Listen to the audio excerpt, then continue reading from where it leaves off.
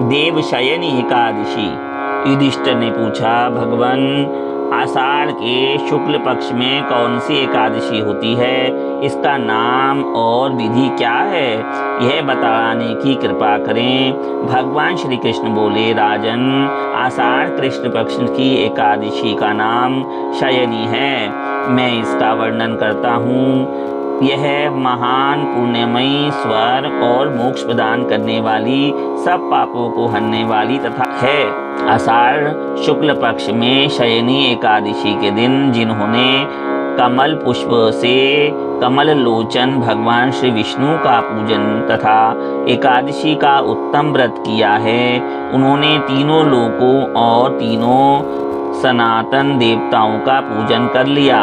हरिशयनी एकादशी के दिन मेरा एक स्वरूप राजा बलि के यहाँ रहता है और दूसरा क्षीर सागर में शेषनाग की शैया पर तब तक शयन करता है जब तक आगामी कार्तिक की एकादशी नहीं आ जाती।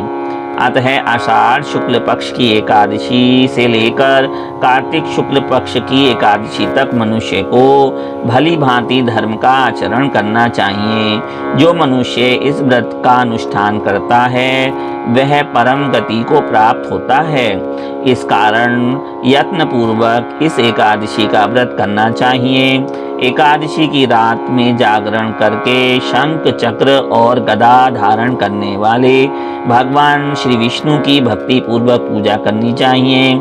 ऐसा करने वाले पुरुष के पुण्यों की गणना करने में चतुर्मुख ब्रह्मा जी भी असमर्थ हैं। राजन, जो इस प्रकार भोग और मोक्ष प्रदान करने वाली सर्व पापहारी एकादशी के उत्तम व्रत का पालन करता है, वह जाति का चांडाल होने पर भी संसार में सदा मेरा प्रिय रहने वाला है।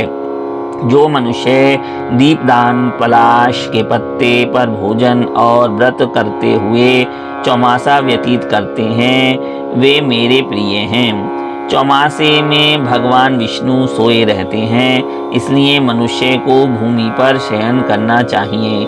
सावन में साग, भादों में दही, क्वार में दूध और कार्तिक में दाल का त्याग कर देना चाहिए। जो चौमासे में ब्रह्मचर्य का पालन करता है वह परम गति को प्राप्त होता है। राजन, एकादशी के व्रत से ही मनुष्य सब पापों से मुक्त हो जाता है। अतः सदा इसका व्रत करना चाहिए, कभी भूलना नहीं चाहिए। एक कथा के अनुसार सतयुग में चक्रवर्ती राजा मानधाता राज्य करते थे। एक बार उनके राज्य में 3 दिन तक अकाल पड़ गया, वर्षा नहीं हुई, जिसके कारण उनकी प्रजा बहुत दुखी हुई। राजा मानधाता अपनी प्रजा के दुख से दुखी हो समस्या के समाधान के लिए जंगल में गए, जहाँ पर उन्हें श्री ब्रह्मा जी के पुत्र अंगिरा ऋषि मिले। अंगिरा ऋषि ने राजा मानधाता को इस समस्या के समाधान के लिए जो प्रथम उपाय बताया उसे करने में राजा ने असमर्थता जताई और उनसे अनुरोध किया कि कोई और उपाय बताएं। तब ऋषि अंगिरा ने आषाढ़ माह के शुक्ल पक्ष की देवशयनी एकादशी का व्रत करने का सुझाव दिया। राजा अपने राज्य की राजधानी लौट आए और चारों वर्णों सहित एकादशी का विधि पूर्वक व्रत किया। व्रत के प्रभाव से उनके राज्य में मूसलाधार वर्षा हुई और पूरा राज्य धन धान्य से परिपूर्ण हो गया। ब्रह्म वैवर्त पुराण में देवशयनी एकादशी के विशेष महात्म्य का वर्णन किया गया है। इस व्रत से प्राणी की समस्त मनोकामनाएं पूर्ण होती हैं। जय श्री नारायण नारायण नारायण।